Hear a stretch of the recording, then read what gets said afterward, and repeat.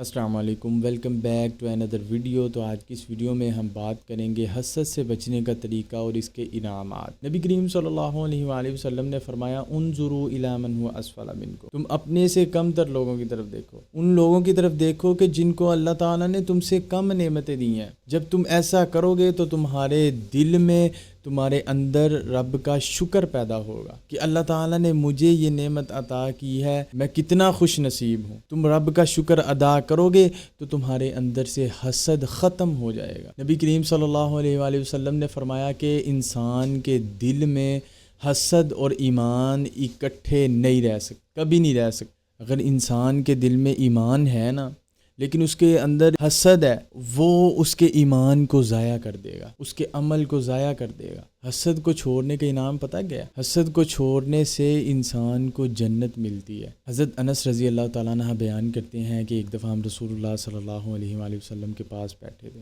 تو رسول اللہ صلی اللہ علیہ وآلہ وسلم نے فرمایا کہ ایک ایسا شخص نمودار ہونے والا ہے جو جنتی ہے۔ تو صحابہ کہتے ہیں کہ ہم دیکھنے لگے کہ وہ کون سا خوش نصیب ہے جس کو نبی کریم صلی اللہ علیہ وسلم نے دنیا میں جنت کی بشارت دی ہے۔ تو کہتے ہیں کہ اتنی دیر میں ایک انصار کا آدمی آیا، اپنے داڑھی کو، وضو کے قطرات کو صاف کر رہا تھا اور اس کے بائیں ہاتھ میں جوتے لٹکے تھے۔ کہتے ہیں کہ دوسرے دن نبی کریم صلی اللہ علیہ وآلہ وسلم نے پھر اسی طرح کہا، اور تیسرے دن پھر اسی طرح نبی کریم صلی اللہ علیہ وسلم نے فرمایا کہ تمہارے سامنے ایک آدمی نمودار ہوگا جو جنتی ہے۔ تو کہتے ہیں پھر وہی شخص جو ہے نا نمودار ہوا۔ تو جب رسول اللہ صلی اللہ علیہ وآلہ وسلم اٹھ کھڑے ہوئے تو حضرت عبداللہ بن عمرو بن عاص رضی اللہ تعالیٰ عنہ اس شخص کے پیچھے پیچھے چل پڑے۔ کہتے ہیں کہ میں بھی دیکھوں کہ یہ کون سا عمل کرتا ہے کہ جس کی وجہ سے نبی کریم صلی اللہ علیہ وآلہ وسلم نے اسے جنت کی بشارت دی ہے۔ اور ان سے کہا کہ میرے اپنے باپ کے ساتھ اختلافات چل رہے ہیں، میں نے قسم کھائی ہے کہ میں 3 دن تک گھر نہیں جاؤں گا، تو آپ مجھے اپنے پاس ٹھہرنے کی اجازت دیں تاکہ میں 3 دن گزار سکوں اور پھر اپنے گھر واپس جا سکوں، اپنی قسم کو پورا کر سکوں۔ تو وہ کہتے ہیں کوئی مسئلہ نہیں، آپ رہ سکتے۔ انہوں نے اجازت دے دی۔ کہتے ہیں تو ان کے جب میں نے عمل دیکھے نا تو وہ اتنے نمایاں نہیں تھے۔ تو حضرت عبداللہ رضی اللہ تعالیٰ عنہ کہتے ہیں کہ میں نے کوئی خاص عمل نہیں دیکھا۔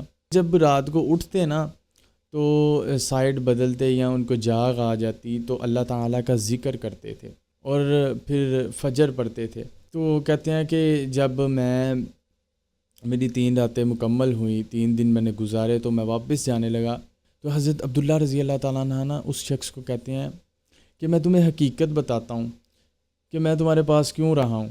نہ میرا اپنے باپ کے ساتھ کوئی اختلاف تھا اور نہ میں نے کوئی قسم کھائی تھی۔ میں نے نبی کریم صلی اللہ علیہ وآلہ وسلم سے تمہارے لیے جنت کی 3 دفعہ بشارت سنی۔ تو میں نے کہا کہ میں یار دیکھتا ہوں کہ کون سا عمل ہے جو یہ شخص کرتا ہے جس کی وجہ سے اسے نبی کریم صلی اللہ علیہ وآلہ وسلم نے جنت کی بشارت سنائی ہے اس کے لیے۔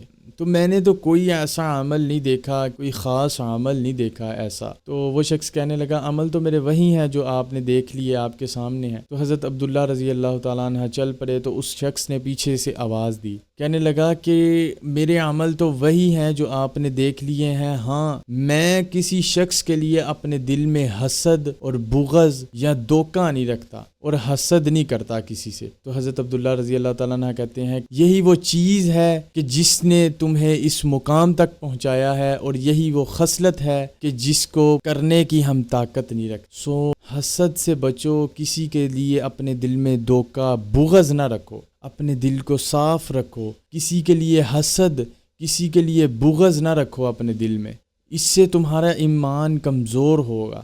اللہ تعالیٰ سے دعا ہے کہ اللہ تعالیٰ ہمیں اس پر عمل کرنے کی توفیق عطا فرمائے اور حسد کو چھوڑنے کی توفیق عطا فرمائے۔ آمین و آخر دعواہم ان الحمد للہ رب العالمین۔